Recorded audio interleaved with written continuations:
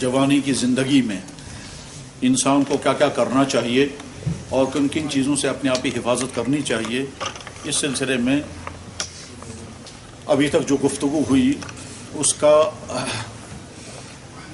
بنیادی نقطہ امید ہے کہ آپ میں سے بہتوں کے ذہن میں آ گیا ہوگا۔ اس سلسلے میں چند باتیں اس مختصر وقت میں اور عرض کی جاتی ہیں۔ پہلی بات کہ ہمارے سامنے نمونہ صالح جوان ہونا چاہیے، نہ کہ بگڑا ہوا جوان۔ یعنی ایک جوان کو پہلے ڈیسائیڈ کرنا ہے کہ میں رول ماڈل کس کو بناؤں گا۔ انسان کا مزاج یہ ہے کہ وہ کچھ بھی کرنے سے پہلے یہ دیکھتا ہے اور کیا کرتے ہیں۔ آپ کپڑا بنانا چاہیں گے، پہلے دیکھیں گے آج کل لوگ کیسے کپڑے پہنتے ہیں۔ آپ مکان بنانا چاہیں گے، آپ پہلے دیکھیں گے دوسرے لوگ آج کل کیسے مکان بناتے ہیں، اور میری مالی پوزیشن کیا ہے، اسی پوزیشن کو سامنے رکھ کر پھر دیکھیں گے آپ دنیا۔ چھوٹی سے چھوٹی چیز میں بھی انسان رول ماڈل ڈھونڈتا ہے، بڑی سے بڑی چیز میں بھی ڈھونڈتا ہے۔ لوگ گھروں میں جاتے ہیں تو یہ دیکھتے ہیں ان کے ہاں پردے کیسے ہیں، ان کے ہاں بیٹنگ کیسی ہے، ان کے ہاں کراکری کیسی ہے، ان کے ہاں ڈنر سیٹ کیسے ہیں، ان کے ہاں ٹی سیٹ کیسے ہیں، ان کے ہاں کون سی چیز کیسی ہے، ہم بھی ویسے ہی بنائیں گے۔ کیونکہ اللہ نے انسانوں کا مزاج بنایا ہے نمونہ پرست ہونے کا۔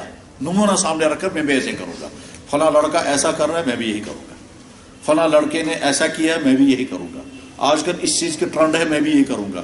کیونکہ اللہ نے انسان کی نیچر یہ بنائی ہے، اس لیے اللہ ہی نے فرمایا تمہارے لیے بہترین نمونہ، تمہارے لیے بہترین رول ماڈل اگر ہے تو محمد رسول۔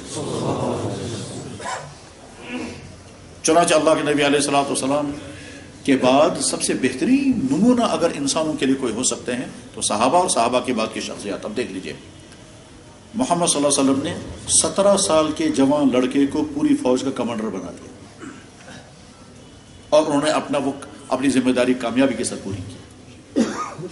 محمد صلی اللہ علیہ وسلم نے 14 یا 15 سال کے نوجوان لڑکے کو مکے کا گورنر بنایا، اور مکے کی گورنری اس نے چلائی۔ ان کا نام تھا عطاب بن اسید۔ جناب محمد رسول اللہ صلی اللہ علیہ وسلم نے ایک جوان کو یمن کا گورنر بنایا، جوان کا نام ہے معاذ بن جبل۔ جناب محمد رسول اللہ صلی اللہ علیہ وسلم نے ایک جوان کو ایک اہم ترین کام کے لیے بھیجا، اس جوان کا نام تھا فیروز، اور مشکل کام کے لیے بھیجا، اور وہ بھی وہاں سے واپس بھی نہیں آئے تھے۔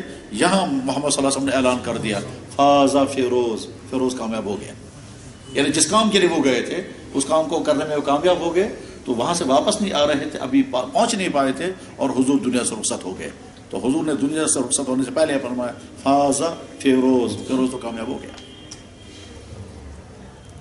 پھر صحابہ کے بعد، یہ تو صحابہ کی چند مثالیں آئی، صحابہ کے بعد شخصیات ایسی عجیب عجیب اپنی عقل حیران ہو جاتی ہے۔ صحابہ میں سے پہلے دیکھ لیجیے، حضرت علی رضی اللہ تعالیٰ عنہ ان میریڈ ہیں، غیر شادی شدہ ہیں، جوان ہیں، اور جنگ بدر میں انہوں نے سب سے پہلے کافروں کے مقابلے اپنے آپ کو کھڑا کیا اور کارنامہ انجام دیا۔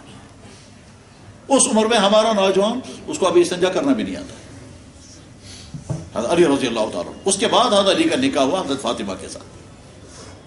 تو جوانوں کا کردار یہ ہے۔ امام بخاری رحمہ اللہ تعالیٰ نے بخاری شریف لکھنی شروع کی 16 سال کی عمر میں۔ 16 سال کی عمر میں امام بخاری نے بخاری شریف لکھنی شروع کی، اور اس بیچ میں دوسری کتابیں بھی لکھتے رہے۔ چنانچہ مدینہ شریف میں چاند کی روشنی میں امام بخاری نے پوری کتاب لکھی ہے، کتاب کا نام ہے التاریخ الکبیر۔ چاند کی روشنی میں لکھی وہ بھی، کیونکہ لائٹنگ کا انتظام نہیں تھا مدینہ شریف میں۔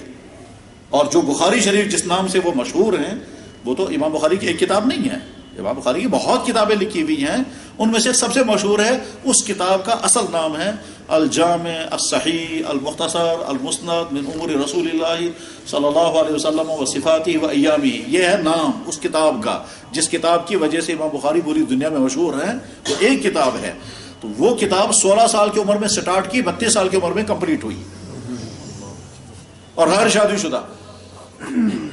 اس میں کچھ وقت گزارا مکہ شریف میں، کچھ وقت گزارا مدینہ شریف میں، سفر کی حالت میں زندگی گزاری، جوانی کا سارا زمانہ گزارا 16 سال سے 32 سال کی عمر تک، اور یتیم بچہ، والد تھے نہیں۔ امام بخاری نے اپنے والد کو دیکھا بھی نہیں ہے۔